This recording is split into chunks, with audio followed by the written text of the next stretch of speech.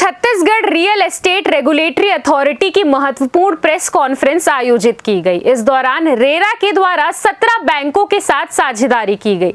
RERA के chairman Sanjay Shukla ने पत्रकार वार्ता करके इसकी जानकारी दी। इस दौरान रेरा चेयरमैन संजय शुक्ला ने बताया कि रेरा के 2 उद्देश्य हैं। पहला, जब जिस उद्देश्य के लिए पैसा जमा होता है वो उसी प्रोजेक्ट में जमा हो। यह इंश्योर करने की जिम्मेदारी रेरा की है। कई लोग 2-3 अकाउंट खोल रहे थे, अव्यवस्था हो रही थी, जिसकी वजह से रेरा ने बैंकों के साथ मिलकर ये निर्णय लिया है। जिस उद्देश्य के लिए अकाउंट खोला गया है वही उद्देश्य हो, इसकी जिम्मेदारी रेरा की होगी।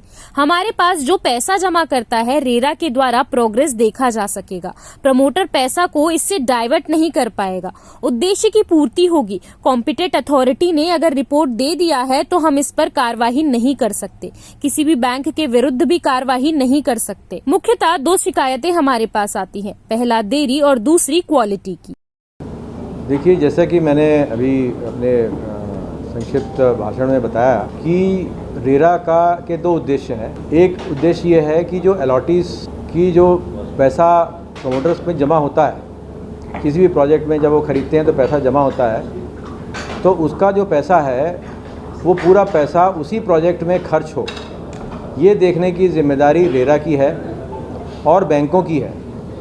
ये एक्ट और रूल्स जो बनाए गए हैं, रेरा एक्ट और रूल्स के तहत, उसके अंतर्गत जो रूल्स बनाए गए हैं, उसके तहत ये इंश्योर करने की जिम्मेदारी बैंक्स और रेरा की है कि जो अलॉटीज़ ने जो पैसा जमा किया है वो सेफ़ है और जिस चीज़ के लिए पैसा जमा किया गया है उसी में वो राशि खर्च हो रही है। तो उसी के तारतम्य में ये हमने व्यवस्था की हुई है। अब प्रावधान पहले भी था, आज भी है, एक्ट में था, है और रूल्स में भी है, बट हर बैंक या किसी ब्रांच में वो वहाँ के बैंक मैनेजर या ब्रांच के विशेष में चल रहा था कि वो किसी में 3 अकाउंट खोलते हैं। एक्ट के तहत में उनको 3 अकाउंट खोलने हैं, collection account, RERA designated account और प्रोजेक्ट अकाउंट। बट किसी प्रोजेक्ट के वो 1 अकाउंट खोल रहे हैं, कोई 2 अकाउंट खोल रहे हैं, बिना प्रोग्रेस के देखे हुए वो पैसा विड्रॉल हो रहा है।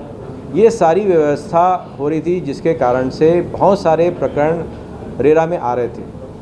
तो हमने ये इनिशिएटिव लिया, क्रेडाई को भी इसमें इन्वॉल्व किया, बैंक्स को भी इसमें इन्वॉल्व किया, सो दैट कि जो राशि लोगों की है, चाहे वो मकान खरीद रहा है या दुकान खरीद रहा है, तो उसकी राशि सेफ़ हो और ऐसा प्रावधान किया जाए कि जिसमें मैनुअल इंटरवेंशन ना हो।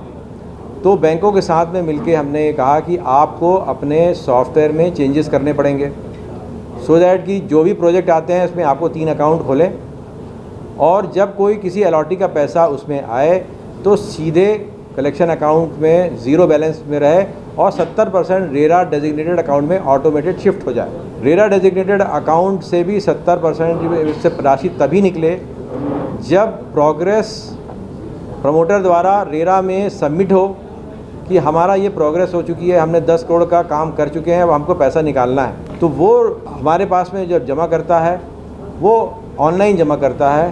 तो हमने इस व्यवस्था की हुई है कि अब जो रेरा का वेबसाइट है जिसमें वो अपलोड होता है, अब सारे जो 17 बैंक जिनको आज हमने एम्पैनल किए हैं उनको हमने लॉगिन आईडी पासवर्ड दिया हुआ है, सो दैट कि जो प्रोग्रेस जमा हुआ है, हमारे यहाँ जमा हुआ है, वो देख सकते हैं।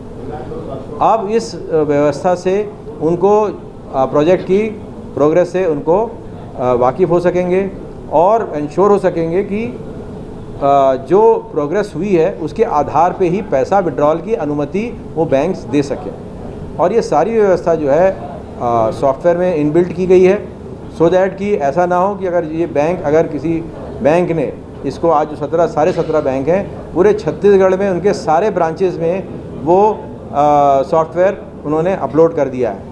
तो ऐसा नहीं है कि रायपुर का में ये हो रहा है और धमतरी और कांकेर में नहीं हो रहा है, ऐसी व्यवस्था नहीं होगी।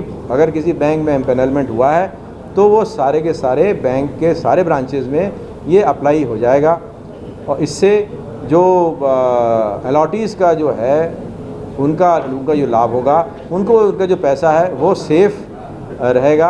उसकी मॉनिटरिंग जो है वो रेरा और बैंक दोनों के द्वारा की जाती रहेगी। ये एक बहुत उसमें है, जब पैसा उसी प्रोजेक्ट में बना रहेगा तो निश्चित रूप से प्रमोटर उसका पैसा डाइवर्ट नहीं कर पाएगा और समय पे वो प्रोजेक्ट्स कंप्लीट होंगे। CCN शार्प न्यूज़ के लिए ब्यूरो रिपोर्ट।